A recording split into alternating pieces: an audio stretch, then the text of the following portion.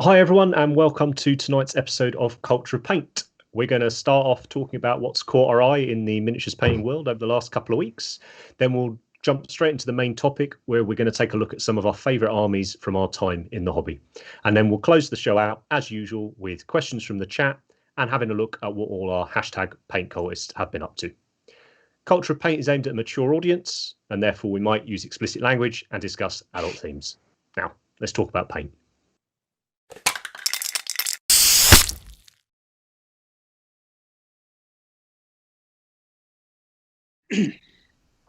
Good evening, everyone. Have we got the chat on? We do. Lovely. So I'm your host, Henry, and joining me tonight, we've got Andy, Rich, and Matt. Evening, gents. How are we? Hey. Do you like that one? It felt more like news at 10 or good morning Britain or whatever. Cheers. Less awful. Right. How are we all? We're all good? Yeah? Ready to get cracking? Man. Talk about our favourite things we've seen over the last few weeks. Give me the stuff. Give me the pictures. Let's get straight into it. I think I am up first this evening. I say that most times, and then Matt just slings in someone else's slide. You never know. It's a surprise. Good work, Matthew. Good work. I don't follow the rules. Right, so Stilo on his toes. we have. It is fantastic. Right. I've been really excited to show this, particularly to Rich, because I think this is right up his street. This guy, Jonathan Ho, he came to my attention, I don't know, a month or two ago when these little robots started popping up on various people, like retweeting them and stuff. And I don't know if you've ever follow. Is it called March of the Robots? I think it's called March of. Basically, there's like a cartoon robot drawing thing on social media, and he's made some models that look just like it. But basically, he's been creating this Caradron Overlords counts as army. No. Yeah, using these halflings as characters. Did I send you a couple of pictures of this? Yeah, there's a few. Got a few of them. And yeah, so he's just done these, and then he's done, let's say, these little weird little robots as engine riggers and things like this. But it's just, I don't think it's very often now, certainly within like GW stuff, that stuff's necessarily particularly unique anymore. Like sometimes you'll see stuff and you think, oh, it's painted really well, or it's a cool conversion or whatever. But most of the time, you've probably seen that idea before. Even some of the weirder like Blanchitsu stuff, since that's exploded now, there's sort of certain tropes, isn't there, that you see within that. But this stuff's just, yeah, it's not like anything I've seen. And his painting, I thought, was sort of right up your street, Rich. That style of sort of bright colours and stuff, but wicked weathering and things. So this week my pick was going to be this week, and I couldn't decide between my pick and this one because I've been following it for a while.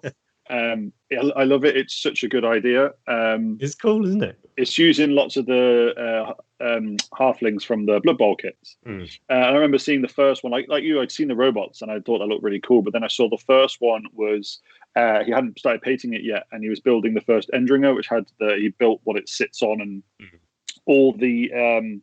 It's a weird thing for me to focus on, but all of the railings around the edge is scratch built with like metal tubing. I was like, God, that looks so neat, and it's so well done. Like, all the trim, all the edge. I was like, oh, that's really good. So yeah, I've been following this a lot. I think it's amazing. It's such a cool army. Like imagine playing against that, like going around to your mate's house and then someone putting that on the table in front of you. Be like, cool, you've already kind of won that. Yeah, I definitely recommend. Like, go. It's on Instagram's where I found him. But if you check out his thread, there's full army shots. He's done these incredible ships for the Caradron airships that look like sort of weird old sort of sci-fi submarines almost. Just really cool, man. Like Rich was saying, lots of scratch built stuff, lots of the scale modeling kit type bits and bobs on there. But it's just I just think it's rad. So it's got a very pick of the week. Dr. Robotnik sort of in his little pod feel. Yeah. Just waiting for Sonic to turn up. Yeah, big. Like all the bits are like graffiti and stuff. It's so cool. I like the best. Yeah, so that's what the little robots look like. They're like physical versions of that type of drawing. Right. It's a style. I don't know what it's called, but it's definitely a style. But it's great choice. It's great really pick. Cool. So who's up next? I think if I consult my hastily written notes, it's you, Matt. Yes. So this popped up a week and a bit ago, and I just thought it was epic.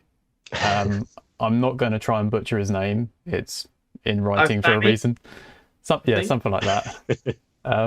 It's just really, really well done. I love that he's painted the reflection in the water as well. So you kind of get this cool 3D sort of style, and it's got a backboard, and I love a backboard.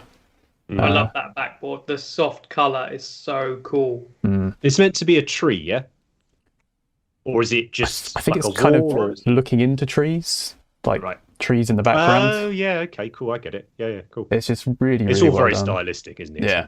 Yeah, cool. Everything he does is amazing. I love everything he does. And it's not a huge colour palette as well, which is quite nice. It's just really, really well done. Where's the model from? I'm not too sure whose the model is. Kickstarter, I think. Yeah. Going on right now. Oh, okay, cool. I think it's a new brand. I'll have a dig around for that and I'll find the link. show notes. Yeah, cool. But it's just so cool. But yeah. Cool. Who is next? It is Rich. It is It's Rich. me. So I thought this was your pick. Cool. Yeah, see, I think this was a bit different for me because You thought it's it was mine. yeah, I will be quite honest about where my sort of real interest lies within the hobby, and it doesn't tend to be this sort of thing, but it coincided with I happened to be flicking through my my book of Magic the Gathering cards, and I was just in that mind space of like super high fantasy, big monsters and stuff. You've been bringing that up a lot this week, mate, on our painting Can't chats. help it. Magic the Gathering coming up, eh? Shameful. Well, there's Magic that the Gathering, GW it's crossover. awesome. You know it's awesome. Just accept it. But yeah. So this piece, it's from the Blood and Skulls Kickstarter from Nocturna Models. The model is called the Bone Crusher by Jesus Martin, and I just love it. I love the colours. I love the way that he's concentrated around the torso. It's a big old model to paint. I just think it's amazing. And like I said, it's quite rare for me to really sort of latch onto the bigger things. Just it's not normally my preference, but I saw this and I was zooming in and checking over every bit of it for quite a long time. So might stick that in my Slaves to Darkness army, mate. But, I mean, you could use it for anything, but that's why it made my pick of the week, because it was the first big model in a while that I've actually properly had a good look at. What so with the sorry, Matt. I was just going to say, what scale is it in? I'm not sure exactly, to be honest, but I think it's 75. Big model then. It is. I think it's pretty big. I looked at the rest of the range, and they are. I think he's the biggest of the range, but they look pretty big. But then I'm not 100%, so I'll have to check. But nice. I was going to ask you, Andy, with the paint on that, is the idea there that there's a strong light coming on him as we look at it from the left, or is that just skin lightening towards the head and the chest and whatnot? I don't think the light is the orange. I think that that's the skin coloring, right? Right. So I don't, but because otherwise the same light would be on the forearm, but there's still there's still the same light source on the forearm as the chest. It's just I think it's the coloration. Yeah, but it is the holy trinity of colors. It's my favorite combo of red, violet, orange, turquoise. It's the best. So that's why, the colors are incredible. I love the variation, like you said, in the chest, but then how his hands and feet match. Awesome. Yeah, I'd paint everything that color if it were my way. You do paint everything that color. I was going to say, hang on. It'd just be more purple on it, wouldn't it? Oh yeah, my elves are that color. I forgot. It's really nice. I don't recognise the dude's name, which doesn't necessarily mean anything. Okay, cool. And he's insanely fast. Everything he does is really good, really high standard, and he is rapid. Nice. Very cool painter to see him back in action. No, that's grand, man. And then lastly, I think that must be you then, Andy. Yeah, so this is somebody who's on... Oh, the Void Dragon again. Yeah. Every week. Yeah, he's an awesome painter. Check out his Instagram. He deserves a lot more followers, and I feel like he's a real up-and-comer. and I think that the standard of this Void Dragon is ridiculously good. Yeah, I love everything about it. I love the tone for the bronze. I think the silver is really classy. It looks chrome, but it's not garish. And I think the OSL is very, very tasteful. Blue reflected on the shin, pink on the thigh. It's just wonderful. And yeah, I think it's my favourite Void Dragon I've seen, to be honest. I don't know about what you chaps think. Love the base. I mean, the model's great, don't get me wrong, but the base works really well, doesn't it? Yeah. I really like how people are using this model to they do similar themes on it, but just slightly different takes on it. I think it's a model that we're going to see a lot of going forward when people want to push their painting in a certain direction, like different themes, like you said, like using chrome or non-metallics or things like that. I think it's a really good model for it. It's not typically Games Workshop either, is it? Yeah. And I wonder if that's perhaps one of the reasons we're seeing a few more like very high-end paint jobs. Well, it is over 75, isn't it? It is. Yeah. It's literally. But not even the size necessarily, just the whole style of it. Like, you know, I think G-Dub have almost got a way of sculpting muscles, haven't they? And skin and flesh and muscles and things. And I feel like this is a little bit more, I don't want to say accurate, but the anatomy seems, it seems a little more, exactly, less exaggerated. It seems a little more realistic.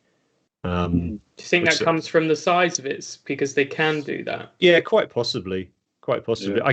I guess as well, in a way, this is meant to be something we've never seen before in universe. You know, this is a shard of an old god kind of thing. So they could do something completely different. And I think I like the fact that, you know, you've got the Necron range, haven't you, which is just all hard lines, you know, everywhere kind of thing.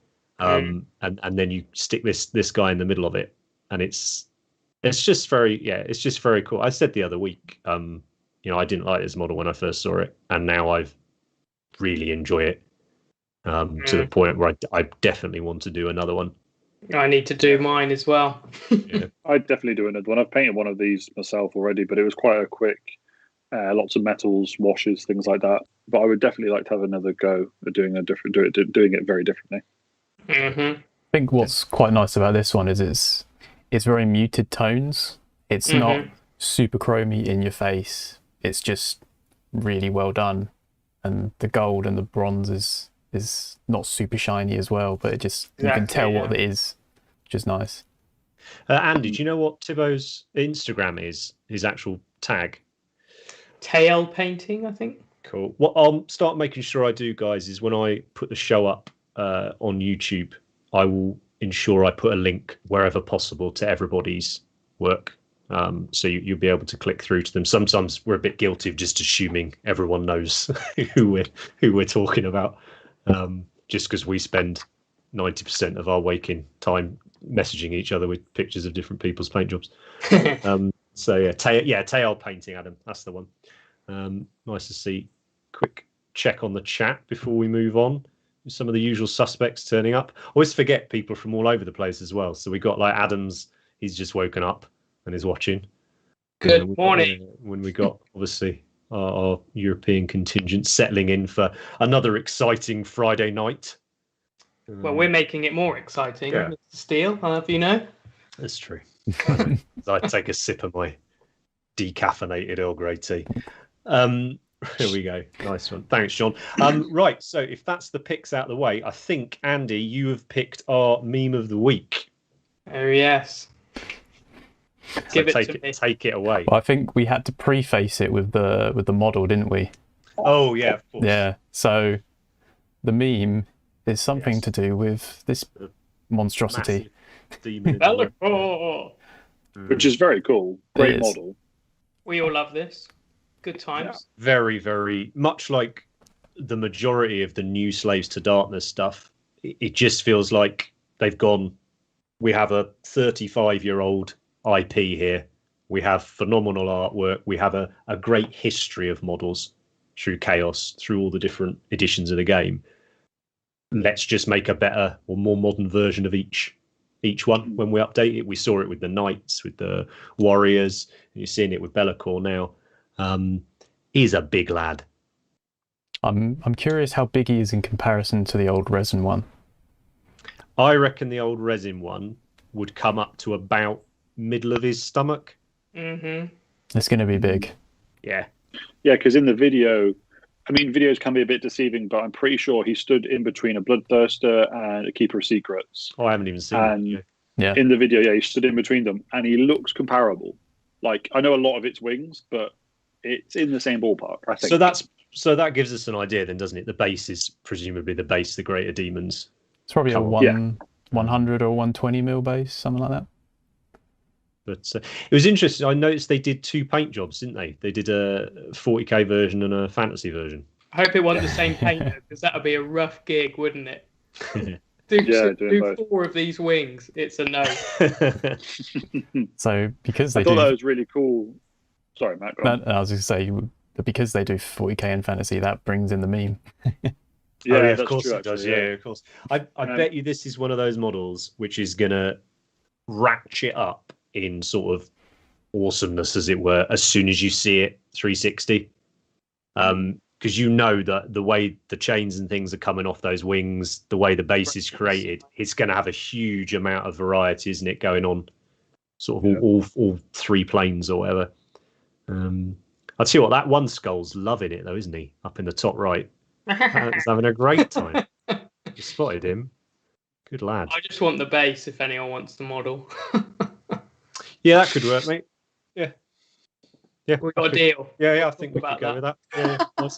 Chat about all deals after the show. All right, so let's have a super quick chat then. When it comes to scenic bases, which it seems even the lowliest troops are beginning to get now, you know, even if it's a little rock with a tentacle coming out of Tactical rock. Yeah, tactical rock. How do you guys feel about that in the context of army painting? Because for me, I have an issue with I want my bases to look the same across the army, and if I've got this big, sculpted thing on there, like sometimes it's a struggle. Like with the Void Dragon model I did for the YouTube channel when it came out, I didn't struggle, as it were, but I really made the effort to try and match the base into what I'd done for the other Necron warriors and stuff previously. Like, I think it can be challenging. I think that it's easy to take away, then add. So I think if they give us these bases, it's probably easy to remove them and convert our own. But it's so nice to get one if you want. So like, Sigvald's base, I talk about in the tutorial, but it's just so cool that it comes with a great base, because sometimes, like for me, I love basing, but it requires a lot of energy because you have to sit and think about it for a long time. Sometimes you just want to get on with a model. So like, Be'lakor, if he just stood on a thing, I'd be like, what should I have for his base? He can't just have sand. But if you don't want him on that base, then you've got to make something so his feet are elevated, correct? But it's you've just got a great option there. So I think that it's easy to take it away, isn't it? If you really don't want the base it comes with, but if they all come with them, that's really cool. So I'm all for it. I think it really depends on what your vision for the army is. It depends how much effort you want into your basing. Like I've done, or I know some people, or I've seen armies where the basing is almost an afterthought. Smash some powders on that are super bright, but it works for what it is that you're trying to do. Whereas, I've painted armies before where I've put a lot more effort into the bases, and it's actually made me like the models more. So I think it just depends what it is that you want to do. But I do like it. Like Andy said, it's easier to take it away than it is to add it. I like the option. Because if you think most of them are pretty posable without them, so if you took the bases off a lot of them, it's not very difficult to get them to stand correctly. It just involves maybe a little bit of putty or a little bit of stone or bark or whatever. It's interesting with him as well, though, isn't it? Because you've got a very plain set of colours for him. Quite dull, quite purposefully so, and a very busy base. And like you say, if you're not careful, then you could unbalance that, because sometimes you'll see the opposite end of the spectrum, won't you? To the slap a few pigments on the base, the people will make these incredibly convoluted or diorama like bases for all the army, and that's what you look at. You almost don't see the model sometimes. It becomes, for me anyway, can become really, really busy. So I think that was really interesting what you said, Andy, the energy thing. I hadn't thought about that, but yeah, basing does take some serious energy, doesn't it? Yes. I think also depending on what army it is, like if you're painting something where, say for instance, I'm painting an Imperial Guard army, and I've got to paint 80 dudes that are exactly the same. Putting little details in the bases can actually make them quite interesting. Whereas if you've got a much smaller army, a simple base could probably work quite well. Yeah, fair. Sounds like a new topic for Culture of Paint. Yeah. Let me get my note right. While you show us the meme, I'll get my notebook out. It'll just be what was it? Hashtag basing cultists. Yeah. So what's the meme? For me, this was a when you see it meme as well. Yeah. Because I'm like, okay, what's the meme here? Oh, that's the meme. Also, these guys, they've got to be used for loads of different memes, and they're going to regret this for the rest of their lives. That's why you never put images on the internet. Oh, it's so funny. I like it. I also like the guy in the yellow hoodie just at the bottom is just doing this on the right. Oh, mother! Yeah. It's a great top meme. That well done, whoever did that first. It was one of those ones where like Be'lakor came out, and then I saw this posted in 30 places. I was like, it's good work, community, on your meme game. It is a good point though as well, isn't it? Right, like it seems to have been well received across the board by the two tribes that intensely dislike each other, apparently. Yeah, which doesn't normally happen. So, which is why we have this funny little one as well with the. It's a sick bird. Poor heresy players. Yeah. Listen, the seven of us could get very upset about that, Matt. I just loved it. It's just the expression on the guy's face. It's just like, yep, this is happening. I'm contributing. Hey, look, when you could use it as Angron, Demon Angron, or you use him in a Demons of the Ruinstorm army. But anyway. They can use it. Heresy, you can use Be'lakor. Use your mind. It's your hobby. You can do whatever you want. But no, I think, well done on that Be'lakor model. It's never easy. I think we mentioned on the last show, didn't we? It's never easy updating classics. It's always fraught with peril. So isn't it crazy how we've had two absolute bangers in a row? Sigvold, incredible. Be'lakor, incredible. Like, why Chaos is the best, mate. Why Chaos is the best. But anyway, so let's move on to the main topic for tonight's show. So we had a chat amongst ourselves about wanting to show as many pretty pictures as we could during this show and on all our shows, really.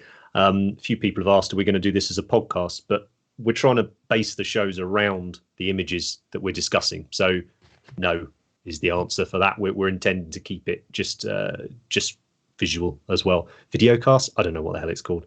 Whatever you call it. Weekly video show. To that end, we wanted to pick a few of our favourite armies from all our years in the hobby. So we've got a bit of crossover. We all started at different times. We all dropped out and came back in and whatnot. But we thought we'd pick just a handful. Obviously not all of our favourites, because that would take many shows, and we need something, to put out next episode and the one after that.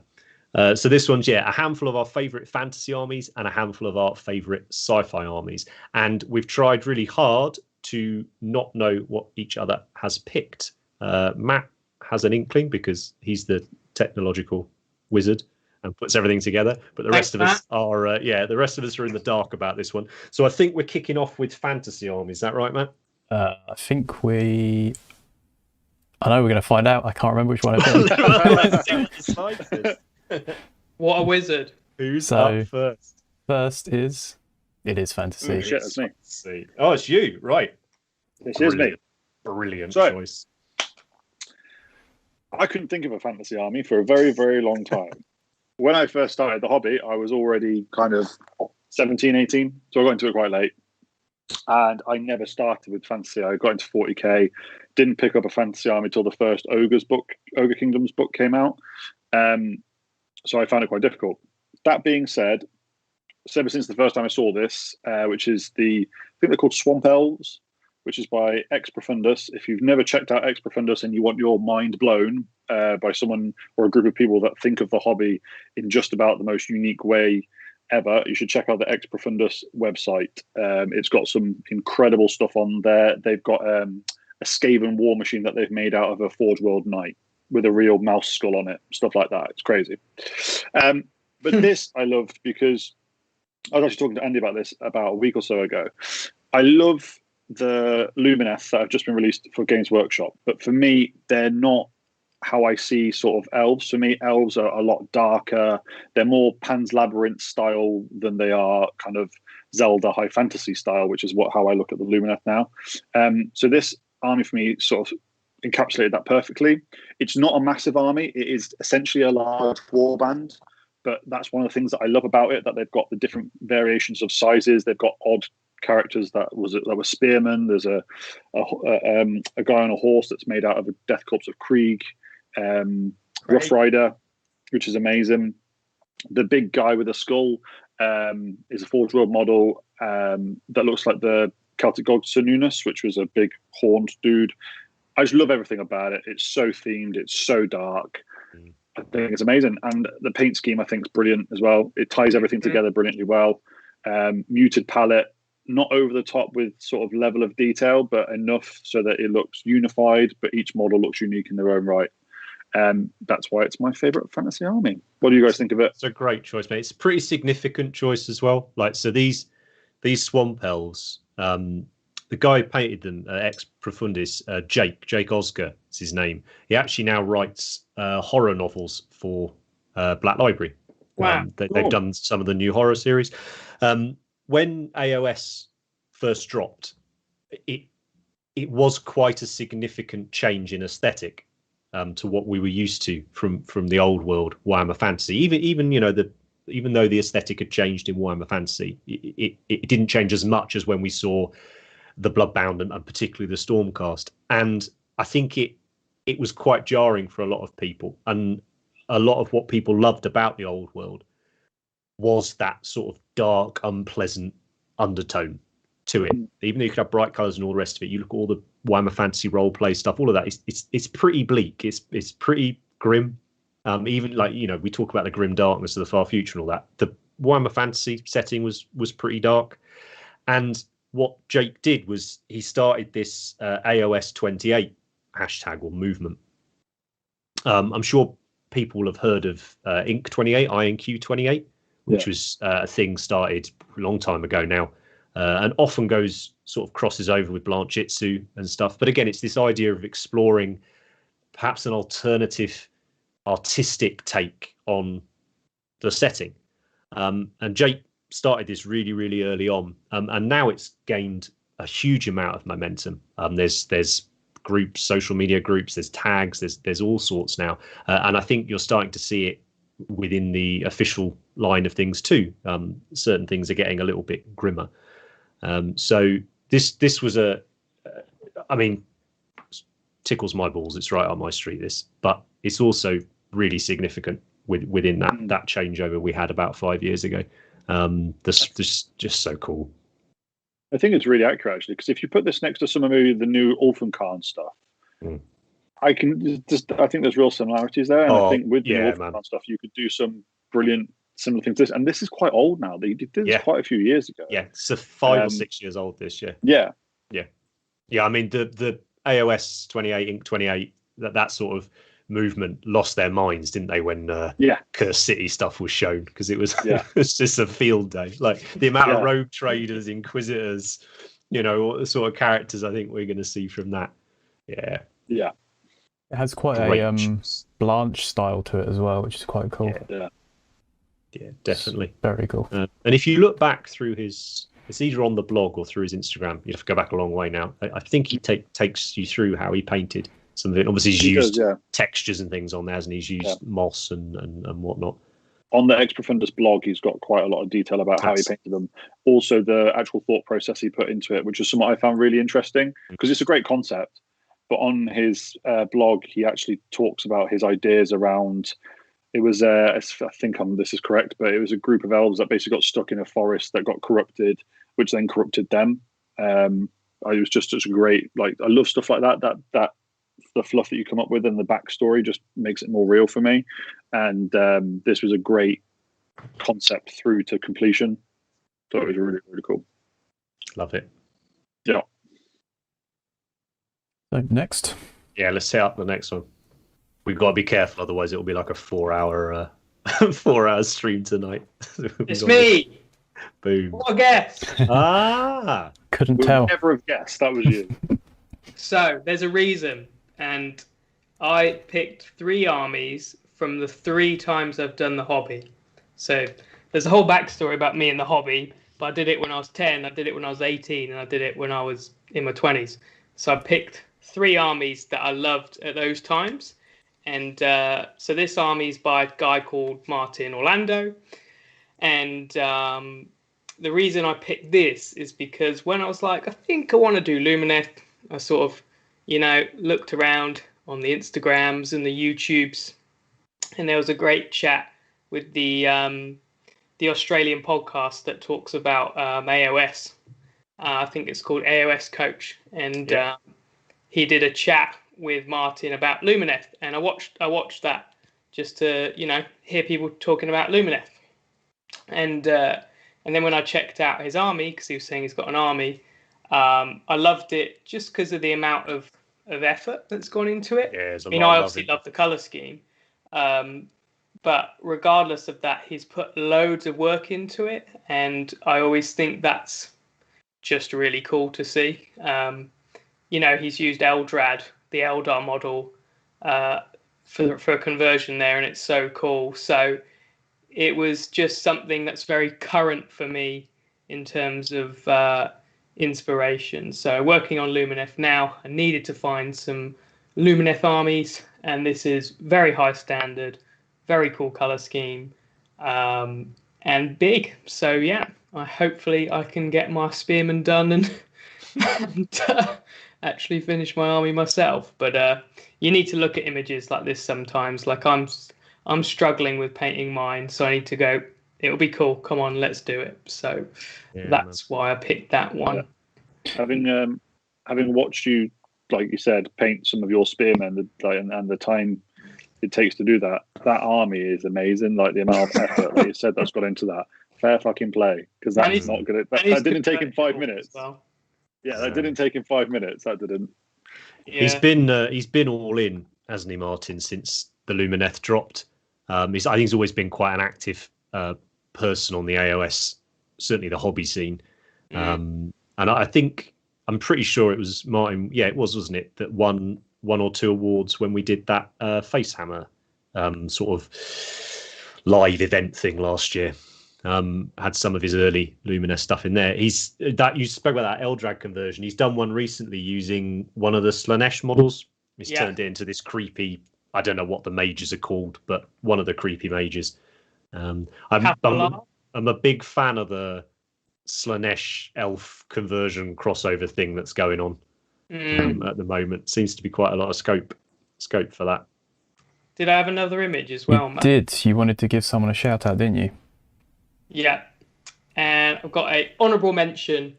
Oh my goodness, we're doing honourable mentions.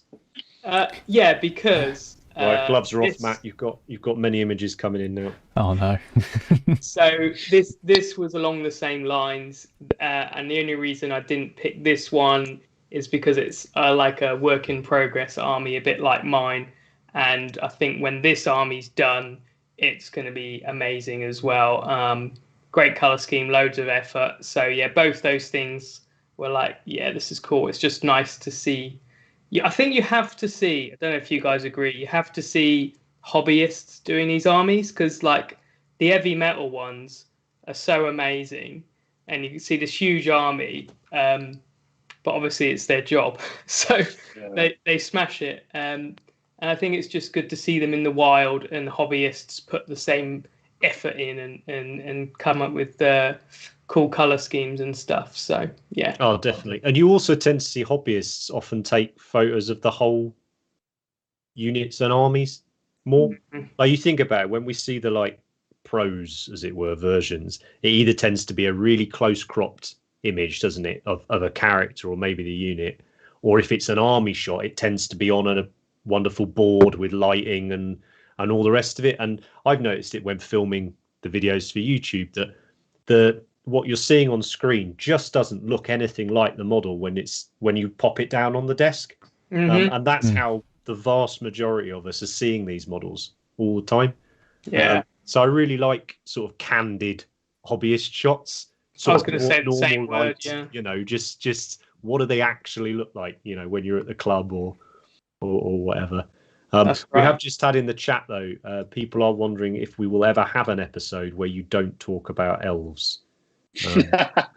I've said almost certainly not. All right, find me some better models, and I'll talk about something else. But... Speaking of elves, the Cult of Paint Dagar Kickstarter late pledge is still open if you want to get some awesome looking 54mm elves. I'll pop that in the links in the description. If you don't want elves, leave. I'm okay with it. All right. I hope someone's picked dwarves. I painted you Sigbold. What else do you want? What's up next then, Matt? So this is my one. Old school. Very different to elves. Very different. Old school fantasy orcs and goblins. You just cannot beat them.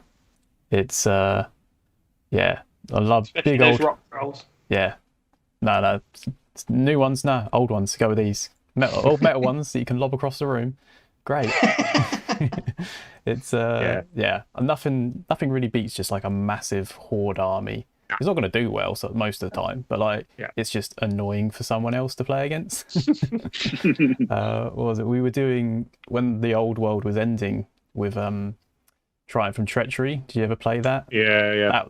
That like some of my best games with orcs and goblins came out of that. We kind of abused the rules of it. We didn't follow it too sort of well. That was the whole point of Triumph. It was just an absolute mess of here's like 10 fantasy armies, you're all battling each other at the same time. If you thought Risk was a like friendship destroying game to play, then Triumph and Treachery was like that +1.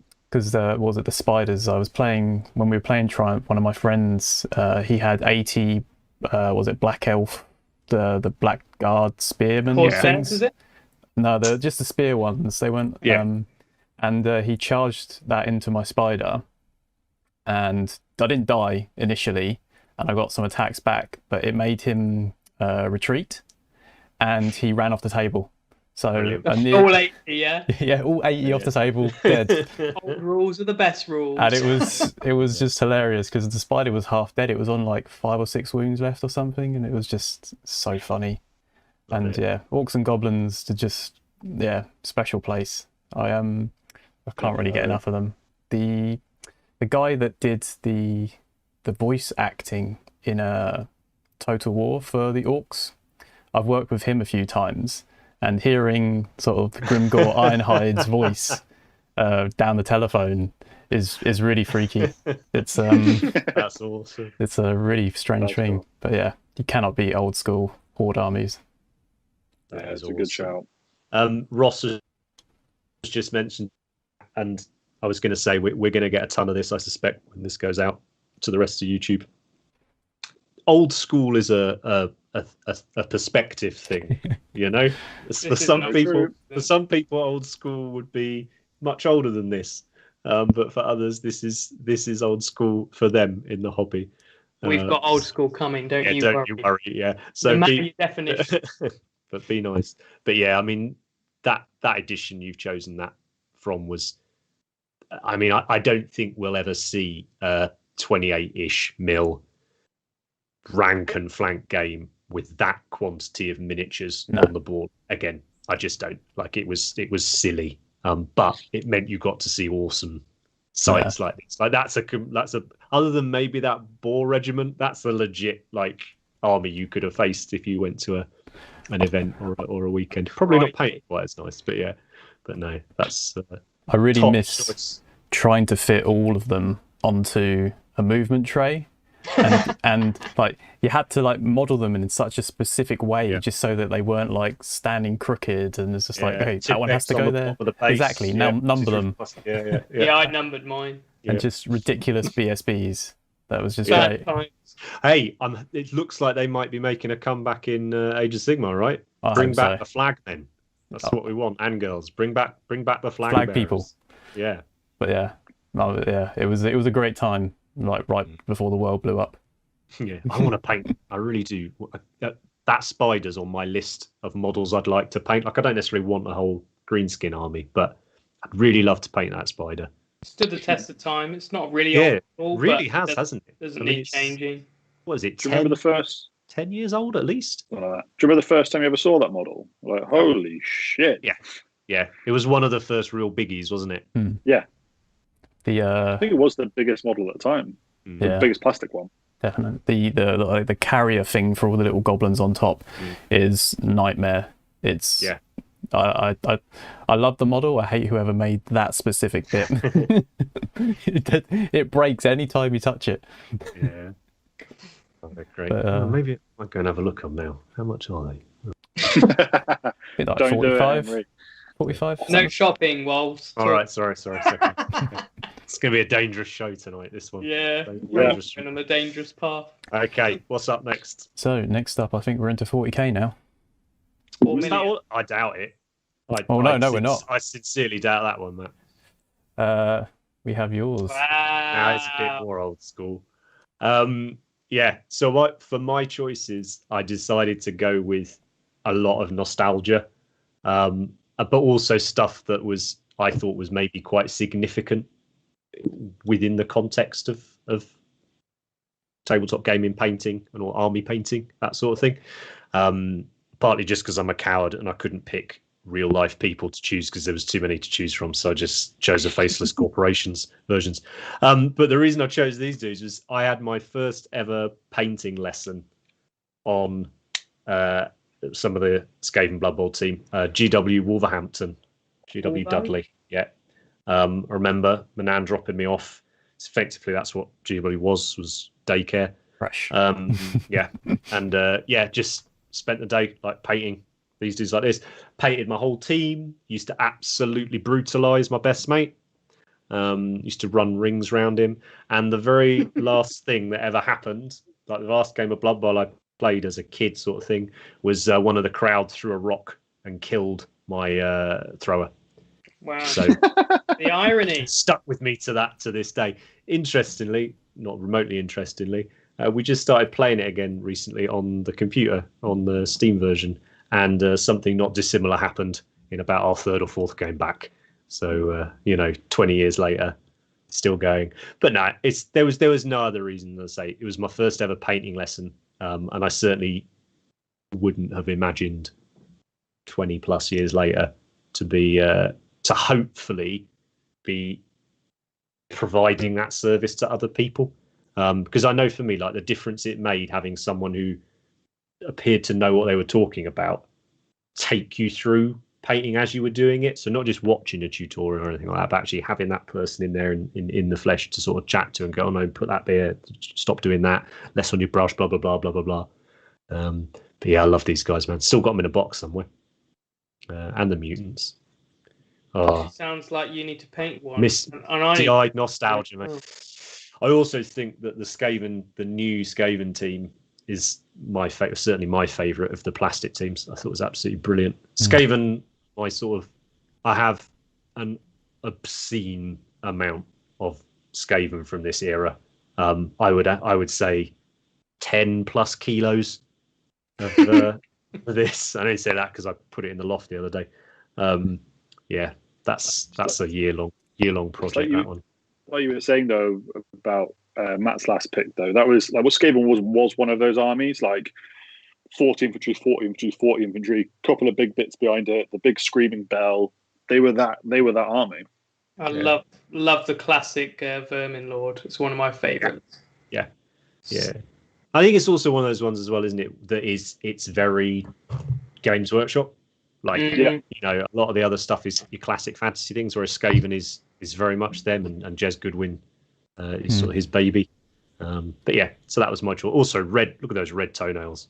That's what I'm talking about. Snazzy. Not sure what to paint it. Paint it red. Lovely pick. I think you have a few more, don't you, Henry? Oh yeah. So my other choices were fantasy. So this one Oh, I've got that white dwarf. I had so much fun these last 2 weeks going back through Oh, sort of the late oh, 190s, early to mid 200, sort of up to 210, 220 of white dwarfs. That was my sort of era the first time round. The reason I picked these guys twofold really. One, I love Chaos, always have, still do. But this and the Undead Army that came out a few months before this, but I picked Chaos because I like Chaos more. It represented a real shift in painting style from the studio. dark, wasn't it? Yeah, and it's just the basing in particular. All of a sudden, these weren't goblin green flocked bases at the top, and it just made an enormous difference. It looked brutal. They just look fantastic, and I would really recommend, like, if you dig this, go and check out these white dwarfs. They're, as I say, they're in the sort of mid 215, 216, something like that. They've got a fantastic article with the heavy metal team at the time. People like Matt Parks, who was an absolute like Golden Demon winning legend, and then worked for heavy metal. They talk about their approach, how they painted. It was the Undead Army, actually, not the Chaos Army that they're talking about with that. But it was just really interesting, I think, to see that decision. Like, as a studio, right, it's time to evolve.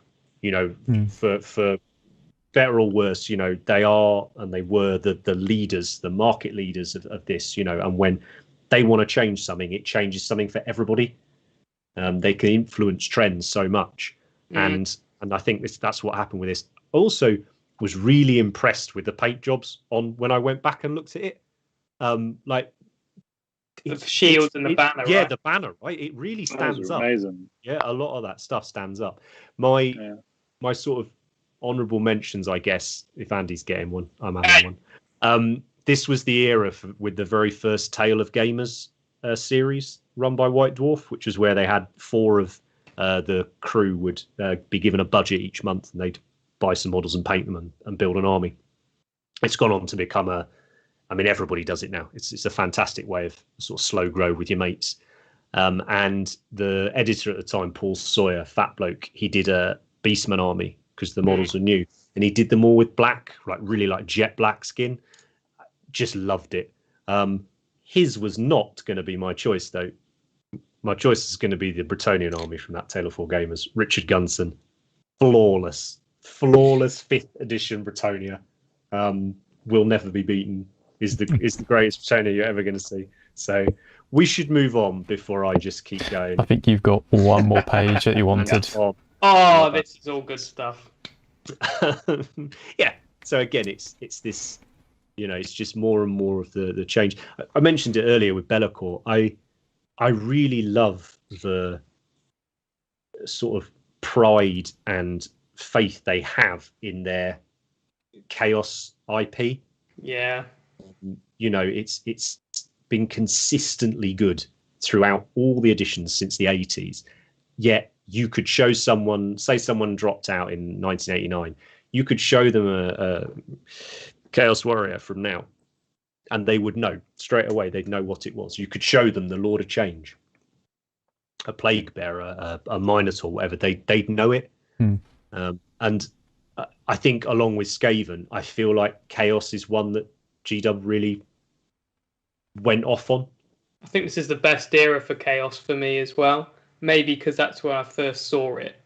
But like the Beastmen going back, like there's just a feel and an atmosphere to them, and that from the painting and the sculpting, they're just proper evil. They don't look sort of plastic or toyish. You're like, oh, these are grim geezers. And I remember being a kid and getting this exact white dwarf. And I didn't want to collect them, but I thought they were awesome, and it would be my dream army to fight against with some nice wood elves. Yeah, man. Big fan. So yeah, those were my fantasy picks. Nice work. We are now on to the 40k. Oh, nice. So first up is Is it Rich? Okay. Right. Now I couldn't guess this one. It's not me, is it? This is about as old as my hobby goes. So I get, like, when I was looking, that's the first time I've seen a lot of those images of the beastmen and stuff like that, because I was never into it at that stage. How you just described them and how you felt about them is exactly how I feel about this sort of stuff. So the Demon Hunters book was the first army book that I ever got. I'd literally been to the Games Workshop, I think, twice, and I was persuaded into buying the book, which I then went home and poured over for hours and hours and hours. Partly because I instantly fell in love with Imperial Guard, and then secondly was also I love the idea that you could add an Inquisitor retinue to an existing army, that it didn't just have to be all one army, that there was different elements that could come in and work alongside each other. And this was obviously way, way beyond my means at the time. I never came even close to collecting an army of this size, but I absolutely adored it the first time I saw it. So yeah, this was actually really interesting because I haven't looked back at the old Imperial Guard book, all the Demon Hunter books, for a really, really long time. And like you said, Henry, it instantly made me like, oh, there are some nice new Inquisitor models, and they're probably going to redo Imperial Guard at some point. It's perfection. It's absolute hobby perfection. It's faultless in every single way. The fact that there's one Leman Russ there and it looks really cool and scary. It's the classic back of a White Dwarf army, right? Just one Squadron of Sentinels. There's Steel Legion there. Same as you, Rich. I was out the hobby when Demon Hunters came out. I got back in through the Eisenhorn novels and therefore through that, and I ended up buying a load of Demon Hunters models even when I wasn't painting. I was just like, oh, these are cool. And just that notion that you could have an army that it was 100% okay for it to look very disparate. Yeah, it didn't need to be this cohesive, this army. And I think for people like certainly you and me who get a bit, what's the word, derailed sometimes with big army projects. Yeah. The enthusiasm can focus, right? So we get a bit squirrel, distracted. It can be that, right? But the idea that these armies it doesn't matter. All I've got to do is paint one troop type and one HQ in this style, and then I can paint another one. I can paint another one. Again, probably second only to my box of Skaven is my metal box of this era Demon Hunter stuff. It's glorious, mate. It's one of the best Codex covers, I think, as well. Oh, the artwork was so good. Yeah, it's banging. Oh, it was so different at the time. And also, I mean, it's not in this pic, but that was the first time we ever saw like the proper pictures of the Grey Knights. Right. And the artwork from those Grey Knights is still being used to create. Now that there's like Primaris models in the upscale, you can actually make some fantastic miniatures from those models. I loved it. And like what you said before, there was blade hammers, storm hammers, all these different gigantic tanks that were this big. You saw a Leman Russ on the battlefield, you're like, oh god, how am I going to defeat that? It's got a battle. And interestingly, so that it had been like that, Rich, for 10 years prior to when you got into this hobby. It was a lot of my sci-fi picks were guard armies. Like I think there's definitely I think there still is actually, but there was certainly a big contingent of treadheads within Games Workshop. There still is. It seemed like every other issue there was some staff members Imperial Guard army. Yeah. You can tell just by, I think there's just a correlation between people that fight in like history and World War II and all those different things, that people that go down Bovington, there is a link between that and Imperial Guard. And I was definitely one of those people. I love the idea of in a universe where there are 15-foot tall superhuman soldiers with massive plasma guns, there's just a bloke from down the town that's got a crappy piece of armor on and a flashlight on end of it, and he's probably shitting himself. But I love that part of it, that they still had that place within it. So it was great army, great time getting into the hobby at that point. Because everyone was an underdog, and the Imperial Guard's the biggest underdog there is. So I can't decide if they're the ones I'm most anticipating the sort of revamp of. You want to know? And obviously you're guessing Eldar for you, but see, give me the Guardians. I can't decide. I'm on the fence because I love the Imperial Guard more than just about anything. But then also, depending on, I think I would do the Imperial Guard regardless. I think that's the easier one. Like when they redo them, I think they're going to be amazing. Yeah. Eldar, I think there's a possibility that they won't be quite as amazing as I want them to be, or that I imagine that they could be. I think they will. I think just based on the Howling Banshee kit, I Yeah, think it's going to be true. spot on. And like Jane, It's so faithful. Like the Howling Banshee kit is one of the most faithful redos. Yeah. Like it's so spot on. So it just gives you so much excitement for any aspect warrior. I would really like them to do Grey Knights, because when this book came, when this book came out, the 5 Grey Knights you could get in metal, I think were the best Grey Knights done, because I had the really old Grey Knights from maybe late 80s. Yeah. And then when I stopped hobbying, I didn't see the new ones, and I came back and that new set had come out, and I was like, wow, that is amazing. And I'm never normally like this, and I like it when they refresh stuff, but for me, something got lost in the new plastic Grey Knights, and I think it's the simple fact that the head's a separate part, that where the neck brace kind of integrates with them, it's not as like integral, or there's just something about them that was lost, I think, in that plastic kit. But this era of Grey Knight, I wanted a full army of Grey Knight Terminators.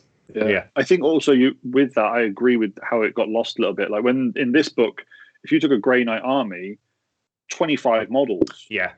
If that. And then it was more likely a unit of 5 in this army, isn't it? Yeah. That was tending to be, Yeah, with like a converted dreadnought, and that was your whole army. I think that they were the first, I think in my mind, they were one of the first proper elite sort of 40k armies where you really didn't need a lot, which I thought was really interesting. And there's some in the back of this book I was flicking.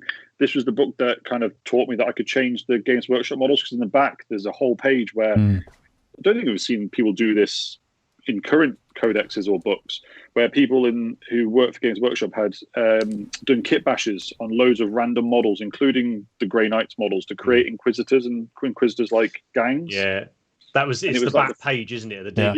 Yeah. And I was like, I'm allowed to cut them up. I can cut them up and change bits. And they were like, well, yeah, you can do what you want with them. I was like, oh, brilliant. Get the hacksaw out, cut through the metal head, cut one in half, get like a lighter to melt a bit of him, all that kind of good stuff. Great. So it's the thing that started doing that. That's awesome. Great book. That's awesome. But I could talk about Imperial Guard forever. So, Well, all you need is a Lehman Russ armor 14. Get within. Job done. Yeah. I think. Love it. Next up is. So this is my other pick for 30k, but also sort of sci-fi. Everyone knows I like a little bit of clear red. I think it's quite apparent that I'm a fan of the Tamir Candy Red. I'm not going to try and butcher Adam's last name, but Adam, our mate from Australia, has got probably my favourite current or army that is kind of in process or out there at the moment, purely because I love the way that candy colours or clears, whatever you want to call them, are really quick to do, and they have got a very, very quick effort to reward ratio in my head. Now, I do think a lot of people do fall into the trap of going, this is really quick and easy, therefore I'm going to paint it really quick and it'll still look cool, which is perfectly okay to do. What I love about Adam's army is, the Candy Red is done fantastically well, and it's not as easy to do as people think it is when you want to take it to like the next level. But then every other aspect of every single miniature is done to the same level. There are conversions all over the place. The level of detail on the painting is incredible. It is, I want that army really, really badly. So Adam, if you're ever going to flog it, mate, hit me up. But yeah, I would love to play against it. I'd love to see it on a board, from the way that he's done his basing to the color choices, to the conversions. It is absolutely amazing. Look at that. Box Knot is the one. The box knot. When was the last time you saw a box knot? I went, oh my god, that's incredible. That's the best box dread as well. That was the Ironclad, the Forge World Ironclad. Yeah. With them, like when was the last time you saw one of the old school box knots? Because if you put that next to like a modern Redemptor, the scale difference is ridiculous, but that is absolutely brilliant. Box knot's the ultimate nostalgia for me, though. Yeah. Like, Oh, I've 100%. really got a hankering to paint one at the moment. And that opening VT of the first Dawn of War game as well. You know, we finally get to see how a dreadnought moves. Yeah. You know, it sort of stomps around and kills like a kills penguin. For me, it was like a penguin. Yeah. the original Boxnaut with the missile launcher and the twin glass cannon. Yeah, painted in Dark Angel's green, perfection. It's such a shame in a way that Adam is so far away. He's a very passionate gamer as well, and there is a ludicrously talented group of guys in Melbourne that all game but all paint. I don't want to go through all the names because I'll inevitably forget someone, and I don't want to do that. But suffice to say, you know, in most communities, Adam would probably be walking away with best army at every event he turned up to. It's not always the case in his local, you know, and that says something about the obscene level of painting that those guys are able to do. Army painting, particularly, you know, it's the best I've ever seen from a community, like hands down. For me, it's heresy is something that we've stepped away from quite a bit now, me especially. But the first ever hobby event I went to was the Horus Heresy weekend of 2015, I think, was it, Andy? Yes. 14 or 15. And every time I look at this army, I remember what it was like when I walked into that for the first time, and there was like the first time I'd seen like the table with all the Forge World stuff on it, and I could pick it up and look at it with all like the t-shirts in the background, and sitting in those seminars. And then, like, the new model, the new Primarch would pop up and everyone's arm would shoot up with their phones. Yeah. That amazing hobby buzz that you had for, like, the whole weekend, that's how I feel when I look at that army, because that's exactly what it reminds me of. Yeah. I miss that a lot, that era. Yeah. And that's probably my favorite era of hobby. I'd go back for now, eh? For now. It's still the glorious new world when we can all hang out again, right? Mm. And then we'll see what people have been doing for the last 18 months, locked in their basements, painting wise, yeah.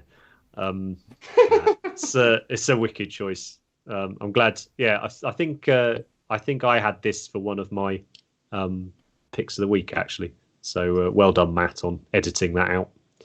I was a bit bummed out, but at least we get to see it, so that's nice. And I can't wait for his Magnus. Yeah. Yeah, my pick of the week was he's done a paint job on Angron, a custom sculpted Angron for another good friend of ours out in Oz. And it's well worth going and checking out Adam's Instagram, which I cannot remember the name of, but I will. Full Circle Hobby. That's the one, Full Circle Hobby. I will promise I'll put these all in the show notes, guys. Yeah, right, what's up next? Sorry, Rich. No, go on. It's fine. Next up is. Yeah. Yeah. Yeah. I love it so much. Like, I picked this. This was from when I was like 10 and I got into the hobby. And I picked this box for a few reasons, actually. One of the reasons was I could not afford it. So I could never buy it ever when it was current. But it also, for me, is like the dream army composition. Yeah. Like, I wish that this is all you had to do for an army, because you've got, a Devastator squad, one tactical squad, one scout squad, Terminators, one vehicle, perfect Boxnaut with a banner on a square base, and the ultimate command squad of 4 random characters. Epic. And that logo, that 40k logo is the 40k logo for me. And even things like the grey marble on the outside of the box, like all of these things just take me back. And I would love to own that box. If I saw that on eBay, I'd probably spend quite a bit on it. And I'd be tempted to paint it just like that. I'd love to game with that army. I've got a metal Terminator, which I am tempted to do just like these guys. But yeah, I don't know, but I think those with the new plastic ones. Those the plastic, yeah. Yeah. You can tell by the size of the heavy flamer geezer. Yeah. And they overhang on the on the bases. Yeah. Oh yeah, they were back on the tiny bases still, weren't they? I miss those days. Have I told my story about those Terminators? Go on. Have I not told? So, when I first got into like Warhammer, I think I first got like a Marine bike, and that was about a £5. And then I got like 5 Plague Marines, that was £5. Khorne Berserkers, 5 men, £5. So the plastic Terminators came out, and I was like, well, there's 5 geezers. They're going to be a £5, aren't they? So I think I saved up a £5 somehow, and I went. And this was the first time I'd ever been to a Games Workshop, because I used to get it from a local comic book store that just had it. So it was like, I'm going to Games Workshop for the first time. I'm going to get my Terminators, and I went in. They were 15 quid, and I was devastated. Absolutely gutted. So you can imagine there was no chance of me getting this box, and also that Scout Sergeant is the best Scout model ever made, I reckon. Oh, there's a bunch of contenders from that era of Scouts. Give me a better Scout. There's the kneeling sniper one. It's okay. And there's one of the lads with a bolter. Sergeant's the best. It's a very good era of Scout models. That's a great pick. Also, the tactical squad sergeant with the fist in the air and the helmet on the thing, and the Devastator sergeant. Oh, so good. I do miss the sergeants with the flags. I completely, the sergeant, bring back flags. Bring them back, mate. Bring them back. I think I might have to, because when I started doing my Blood Angels project, I kind of wanted to base it on this box, because I was never in the hobby then. But I agree with Andy. I love the composition that the biggest, baddest thing on there is a dreadnought. So when I was doing my Blood Angels, I based it around that's what I wanted this army to look like. So I might have to go back and add flags to all my sergeants now. There's 9 banners in this box, and is that 30? Is that 35 models? I think as well, with 9 banners. That's minimum banner to model ratio. You should be. Because I think I'm going to have to. The best part is the veteran, not the veteran sergeant, what did it work with when you split them into combat squads? The second in command in the squad, they've got banners. Yeah, combat squad them. Oh yeah. Two banners per squad. Banners, one squad. Yeah. It's a whole. The chaplain's got one too. It's let's just for time, guys. Let's make sure we get through all these slides. But you're correct. This is the archetypal Backer White Dwarf army. This is what all armies are judged against. If anyone's got this box, then comment and I'll buy it off you. Or you can give it to me. Matt? So next up is it's me again. So like I said at the start, I picked 3 armies from 3 eras. So the Lumineth, obviously, right now what I'm into, and those Marines for when I was 10. And when I was about 18, 19, I had a go, and Tau were a new thing. I was like, what the hell are these? And also I loved Gundam. I think I liked Gundam before Warhammer. These instantly appealed. And I think this was the best Tau army at the time by a chap called Bruno Rizzo. And I also picked this because they still influence me now, just the style. It was like, they've got like chips and stuff on and like rust. Does that happen? Because I think, what people weren't really doing that, and I came into it and just seeing like a Tau army that isn't like Tron with edge highlights on every line, battle damaged, pale color scheme, desert bases, tick, tick, tick, tick. Imperial Guard Tau, you mean, basically. Just awesome. And I'm still want to do my own Tau army, and this army still influences me for sure. Yeah, it's super cool. Is there an army shot, Matt? There is. Oh, there you go. There you go. Oh, I love the blacked out support suit or whatever it is. Broadside. Is that a broadside over there at the back on the right? It's a broadside, yeah. It's right. got this is the era when it was shoulder mounted, but he mounted them on the arms, and then he used a forge-weld suit which had the missile pods on the back and used that. So there's all these little conversions, and that's like what still inspired me to do the conversions of mine today. which is cool. And I think this is from like early 2000s, maybe like 2006, 7 time. And I still think it's one of my favorite Tau armies. So that commander's awesome as well. That's a great choice. Yeah. So, yeah, just love it really. And I hope Tau gets some love. Well, yeah, I think, I'd certainly like to see some more of yours.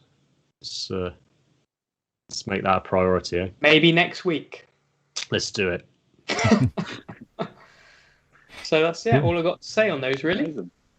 Love how the basing and the scenery all tie in together. There's something really special about creating a board or doing scenery that ties into the specific army. Yeah. I think, well, speaking of that, I think it was around this era that G-Dub started doing that brown bases on the 40k stuff. So you see how on the orcs, they've got that, I think, and whatever the brown was at the time, they'd paint the rims in it. Because I'm going to hazard a guess that this might have been a White Dwarf, can we please photograph your army or something? Can't remember. But it's, belting choice. And you're right, mate. It was this alternate style of painting. It's been around much longer than I thought. So when I was looking through I think it was the early 200 issues, there was this Imperial Guard army, Zaragrad Guard, and there was this article, they built this effectively Stalingrad style 40k board, and one of the guys had Warwick Kinrad, I think, had converted this Guard army up to look very sort of World War II-esque, but tons of weathering, lots of little extra bits added onto the tanks, all those sorts of things. And I think in my mind, I always think of that as being a more modern, although it's a much older style of painting, as in military modelling and all that. I think for me, I've always thought of it as a more modern development in tabletop gaming. But actually, it's been around for donkeys. But it's always cool when you see it on things like Tau or Eldar, stuff that you don't always assume would get all beaten up. Really nice, man. What's up next, Matt? So next up, mine. Ooh. Sisters of Battle, the nuns with guns. Yeah. They're just like, I got into, when I first got into 40k, it was probably late 90s, 98, 99. That's when I kind of first went into a Games Workshop, and this was my first army. The like hefty Sisters of Battle that you put in a case and you can knock someone out with because it's weighs an absolute bloody ton. Yeah. It was such a fun army to sort of, because there wasn't any other army really like it at that time. Everything was massive Space Marines or massive orcs, but this was just like tiny little people that were all monoposed, and you only glue the backpack on and that's it. There's no other bits to them. And when you sort of read into them, the lore on them is just so ridiculous. They're essentially just religious fanatics that praise the God Emperor, who doesn't think he's a god, but they think he's a god. And then they'll go out and just burn things, just burn everything. Yeah, well, you got the Holy Trinity. You got the Flamer, the Bolter, and the Melter. Yeah. And they'll turn up at your planet. They'll put their ships in low orbit. They'll blare some like hymns out of them, and then they'll not drop pods. Yeah. They'll drop churches down, and then bust out of those. It's just so metal. I know, it's so just ridiculous, and they're just brilliant. And like they've been recently redone, obviously now with all of the new kits, and they're so good. It's just the best army for me. It's still want to do them. Me and Henry feel the same way. We're like, sisters, I need to do them. Stunning. And then actually, when I got back into it as an adult, in the Bath Games Workshop, we had a fantastic manager, Alan Bruce, who I've mentioned before, and he was he had an amazing attitude with the hobby because he really made sure that everyone painted their armies, and he obviously always led the way, and his armies were painted. And he had a Bretonnian army which was just peasants. It was a peasant-themed Bretonnian army, fully painted, with only one unit of knights because I think you had to. And then he had a Sister of Battle army, which was lovely, super well painted, all complete.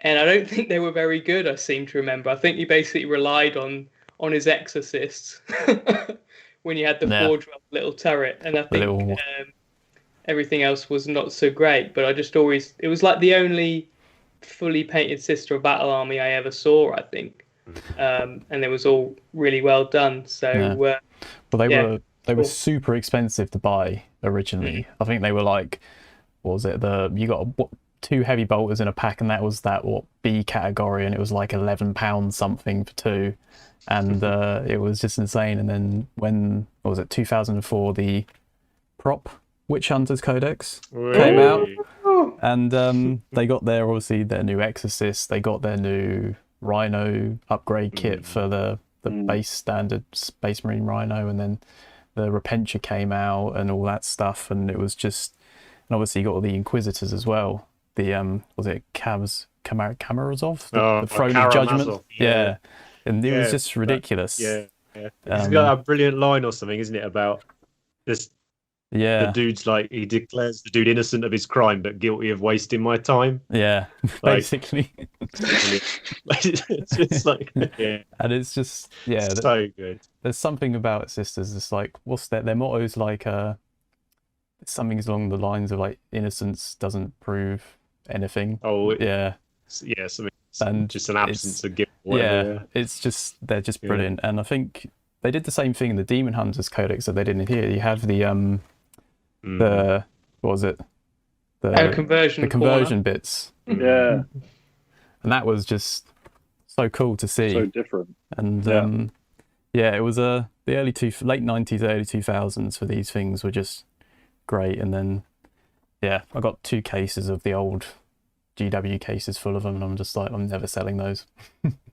I love the Seraphim, for me, the best. The 2 pistols in the air. The Superior is superior. That unit is just one of my favorites of all time, I think. The hand flamers, so good. Didn't Staff used to get models on a discount based off weight, which meant that this army was very possible for Staff. For Staff. Not for your average Joe. It was very expensive, but totally worth it. Filters. Good choice. Yeah, cracking choice, mate. So I think, is this the last one up now for the sci-fi? So this will be the last for sci-fi, yeah. Brilliant. So I'll gloss over this fairly quickly, as this was my choice for favourite sci-fi army. Very similar reasons to the Chaos one I chose earlier, in that it was a real shift in style. This dropped a month or 2 after, or we saw this not long after the Falcon came out and the Fire Prism came out. Bonkers. The paint job, I think, is absolutely awesome on those grav tanks. Insane. And at this time there was a game called Epic 40,000, which was a small sort of 6-8ish mil game set in the 40k universe, and the main Elder army for that was painted in this scheme.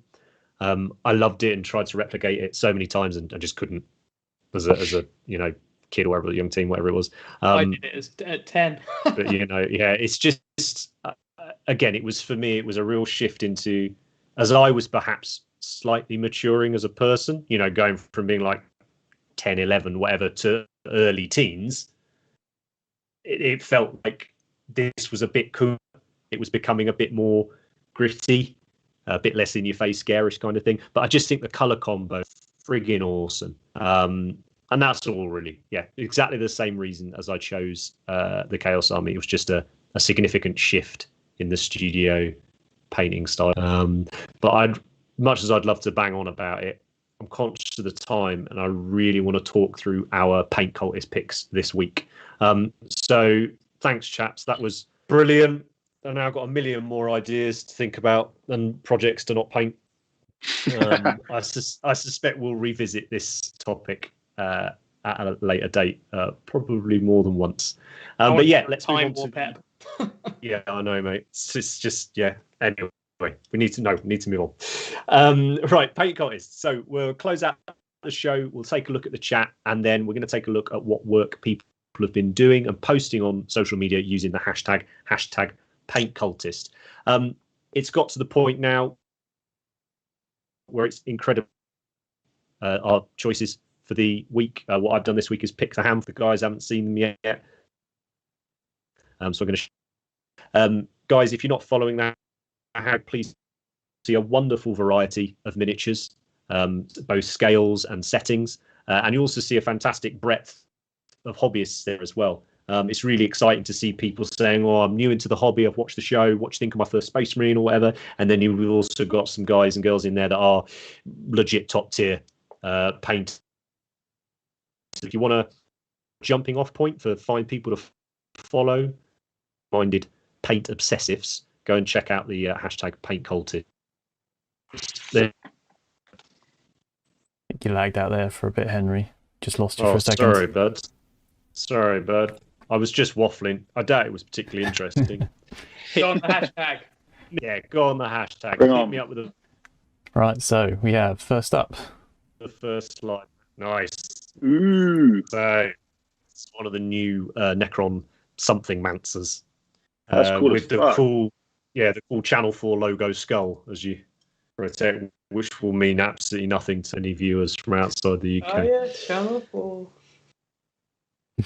that's fucking awesome. Man. It's just cool. I mean, they're all cool, which is why I've chosen them. But I am a big fan. I'm becoming an even bigger fan of this new Necron range. I think there's a lot of potential to paint it very differently to how we've seen, perhaps, and make quite a creepy looking army out of it. And again, OSL doesn't normally float my boat, but it's just cool. It just works on the model. It's Really enough. nice to see. It's just and then a healthy amount of skulls on the base there as well. Always. Is it enough though? I don't think so. It's never enough, but it's a good start. But yeah, guys, I don't know when I lagged out on that previous say. Make sure you follow that paint for a real breadth of work from different hobbyists. So what's on the next one? Oh, The greatest model of all time. Ooh, bold claim. Certainly the greatest orc model of all time. it's the greatest orc shaman.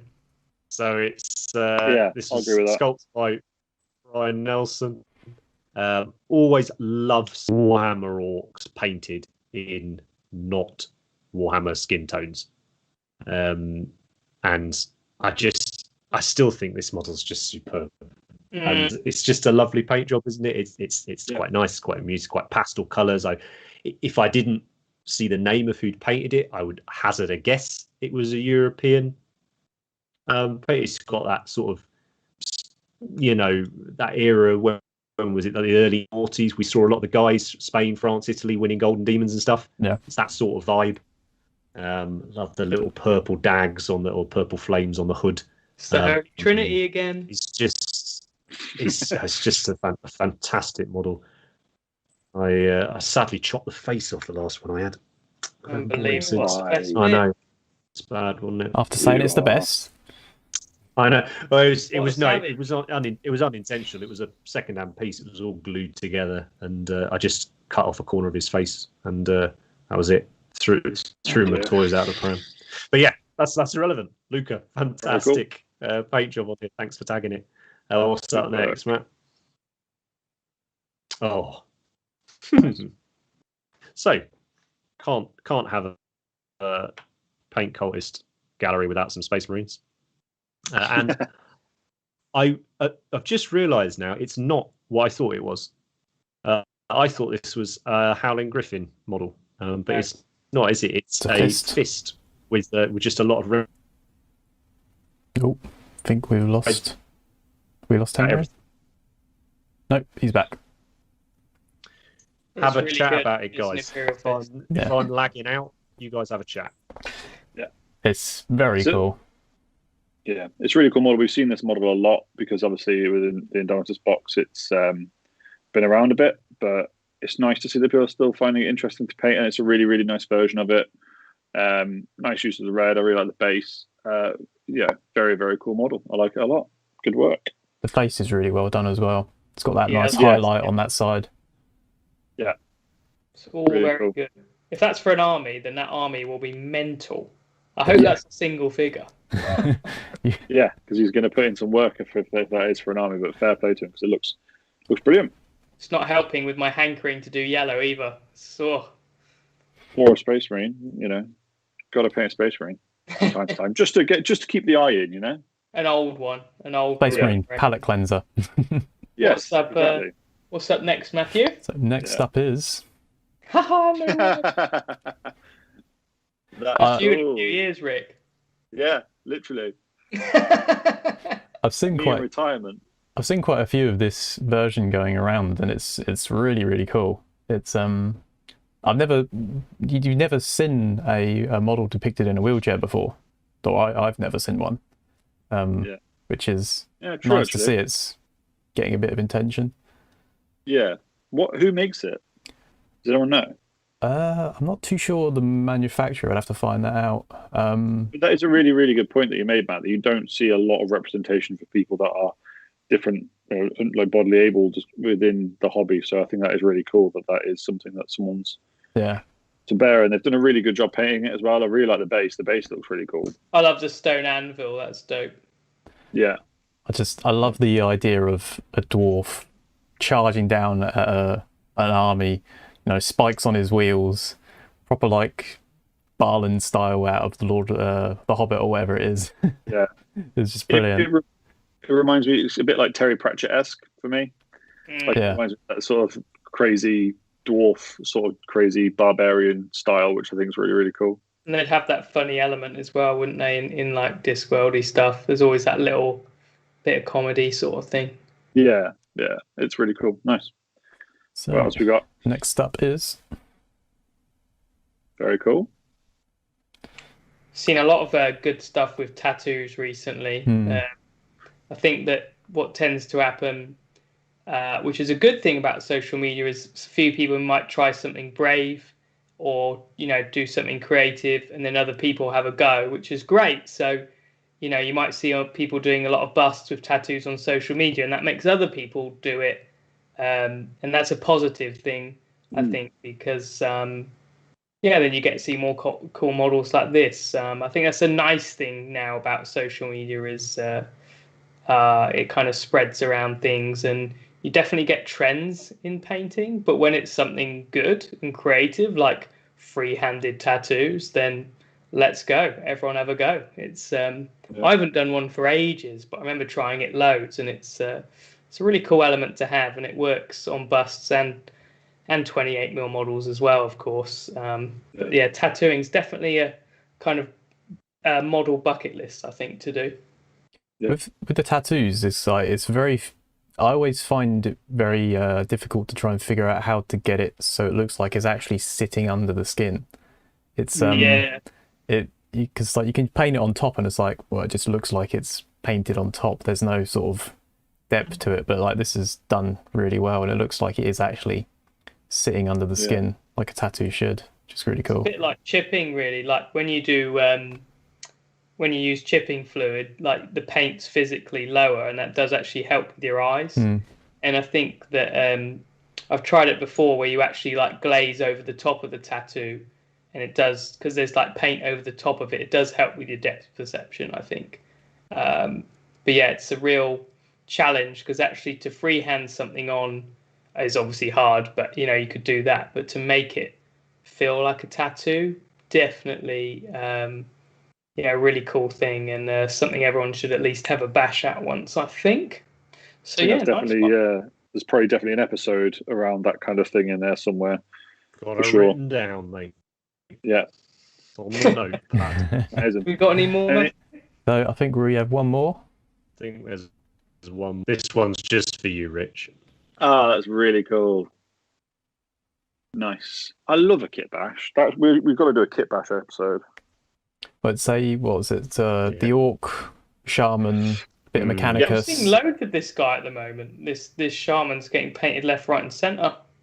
Great. It's an incredible model. The original is an incredible model. The ability to kit bash it into different things is amazing as well. Like the way the model goes together, it's fantastic. Yeah, Matt Kennedy's 40k one was awesome, wasn't it? Oh, yeah. What an entry that was. That was sweet to see that in the cabinets on the day. and Joe, who was ex Heavy Metal and now a designer, his version of that model is ridiculously good, like stupid good. So yeah, very versatile model it seems. Yeah, Definitely. Really good picks this week. Yeah, I think that's it. Is it? Boys, took my headphones off. The heavens have opened above me, which might explain it. So Andy, closed, so I'm not cutting out. Yeah, well, thanks for watching, everyone. I hope you enjoyed it. Obviously, it's going to go out on YouTube. So, YouTube people, if you want to comment your favorite armies, we would love to see. And if you're enjoying the content, then please share it, share the episodes. And we're always trying to come up with nice ideas for episodes. So hopefully you've enjoyed this one, talking about some retro armies, some new armies. And if you've got any suggestions of things we can chat nonsense about for around 90 minutes, then stick them in the comments. But until then, that's Team Cult out. And we'll see you on the next one. Bye. Ciao.